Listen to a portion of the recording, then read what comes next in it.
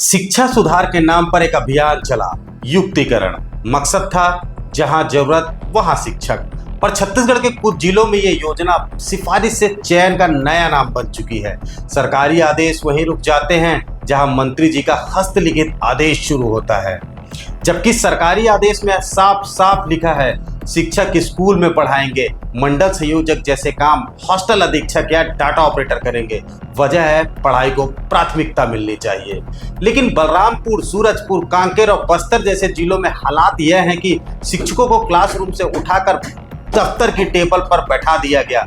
वजह क्योंकि वो किसी मंत्री जी के रिश्तेदार थे। बलरामपुर में तो ये खेल खुल्लम खुल्ला है। सूत्र बताते हैं कि मंत्री जी के रिश्तेदार और करीबी शिक्षक गणों को युक्तिकरण से बचाने के लिए मंडल संयोजक बना दिया गया। जहां दूसरे शिक्षक ट्रांसफर में धक्के खा रहे हैं, वहीं कुछ विशेष शिक्षक मंडल एसी रूम्स में विकास की फाइलें टेबल से फाइलिंग कैबिनेट तक शिफ्ट कर रही है। मसला यही नहीं रुकता।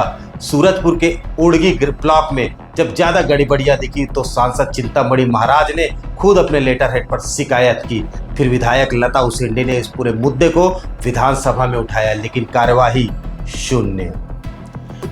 इस पूरे मामले को सरकार ने सुना, विभाग ने पढ़ा, फिर सबने चुप्पी ओढ़ ली। ऐसी चुप्पी जो गवाही देने से ज्यादा खतरनाक होती है।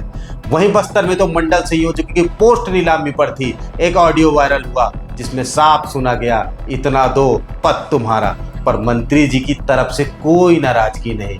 विभाग ने ना कोई जांच बैठाई, ना कोई जवाब दिया, जैसे भ्रष्टाचार अब विभागीय नीति बन चुका हो।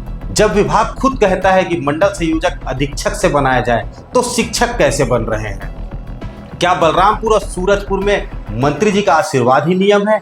क्या नियम सिर्फ गाइडलाइन है जिन्हें समझने की नहीं, मोड़ने की सुविधा है? स्कूल खाली हैं, बच्चे इंतजार कर रहे हैं और जिनसे पढ़ाना था वो सांठगांठ संयोजक बनकर बैठे हैं। जब शिक्षक सत्ता के संरक्षण में नियमों से ऊपर हो जाए तो सवाल तो उठेगा, क्या सरकार खुद शिक्षा से ज्यादा रिश्ता बचाने में लगी है? युक्तिकरण व्यवस्था का सुधार है और छत्तीसगढ़ में नए व्यवस्था का विसर्जन बन गया है। जिन बच्चों को किताब चाहिए थी, उन्हें अब सिर्फ नेता के रिश्तेदारों की नियुक्ति की खबरें मिल रही हैं। और जब शिक्षा के नाम पर भ्रष्टाचार पनपे तो अंधकार सिर्फ स्कूलों में नहीं, पूरे समाज में छा जाता है। युक्तिकरण या संरक्षण, सवाल अब नीति पर नहीं साहब, नियत पर है।